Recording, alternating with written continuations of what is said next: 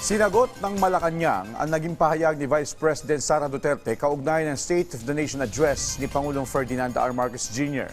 Samantala, bumuwelta naman ang palasyo sa content video ni Senador Amy Marcos. May report si Clazel Pardilla. Hindi lang sa Netherlands ang ICC. Sa bagong content ni Senator Amy Marcos, hirit sa video. Meron pang ICC sa Malacanang. Anong ICC sa Malacanang? ICC, Impact ang Claire. Hindi man binuo ang pangalan ng sinasabing impacta. Bumuelta dyan si Palace Press Officer Claire Castro. Kung sila ang nakapag-describe ng ganong salita, alam nila kung ano ang ibig sabihin nito, alam nila ang description ng salitang impacta. It takes one to know one. Hindi dumalo sa sona ni Pangulong Ferdinand R. Marcos Jr. ang kanyang kapatid na si Senator Amy Marcos. Nasa Netherlands naman ang pangalawang pinakamataas na opisyalang bansa na si Vice President Sara Duterte na hindi umano nanood o nagbasa ng anumang may kinalaman sa sona. Una riyan tinawag ng bise na waste of time ang sona ng Pangulo. Tugon ng Malacanang. Ito po ay base sa konstitusyon.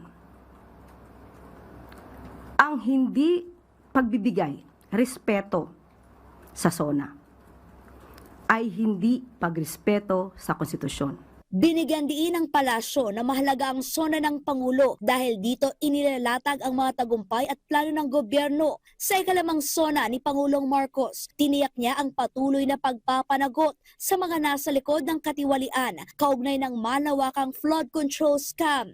Ipinanawagan ng presidente ang pagsuspende sa paniningil sa system loss sa kuryente. Umopera siya sa pagpapalawak ng income tax exemption. Ipinangako rin ang pagtulong sa mga naapektuhan ng pagsiritang presyo ng langis sa sektor ng transportasyon at agrikultura at ang patuloy na pagbebenta ng tig 20 pesos na bigas. Kaya giti Castro kay VP Duterte na hindi natupad ang pangako ng Pangulo tulad ng murang bigas.